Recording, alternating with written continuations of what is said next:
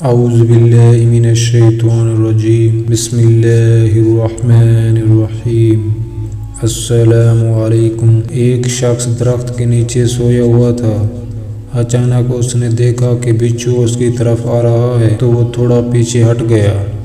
बिच्छू उसके पास से ऐसे गुजरा जैसे वो किसी काम पर जा रहा हो। उसने सोचा, अजीब बात है कि मुझे कुछ कहे बगैर ये आगे कैसे चला गया। उसने बिच्छू का पीछा करना शुरू कर दिया। आगे गया तो दरिया आ गया। बिच्छू किनारे के आगे ऐसे खड़ा था जैसे किसी कश्ती का इंतजार कर रहा हो। थोड़ी देर बाद एक पानी में तैरता हुआ पत्ता आया और उसके पास आकर रुक गया। बिच्छू इस पर सवार हुआ और पत्ता आगे चल पड़ा। उस शख्स ने छलांग लगाई और इस बिच्छू के पीछे पीछे तैरने लगा।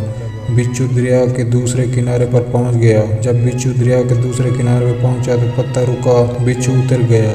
वो शख्स भी किनारे पर आ गया।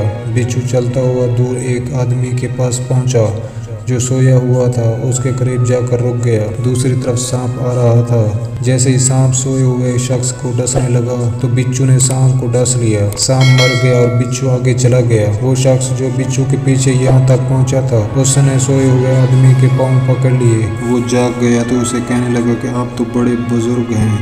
उसने पूछा, क्यों, क्या हुआ? फिर उसने ऐसे सारा वाक़या सुनाया।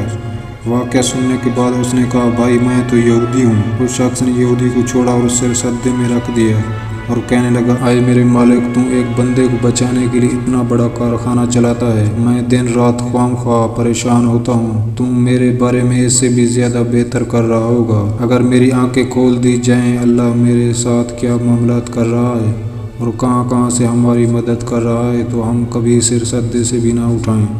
ऐ बंदे, तू क्यों परेशान है? तेरी तकदीर में जो लिख दिया गया है उस पर राज़ी रहे। तेरा रब बेहतर फैसला करने वाला है। बता दो मेरी मुसीबतों को मेरा अल्लाह कितना बड़ा है। जो मुसीबत पहुंची है मुझ पर इसमें भी मेरा ही भला है।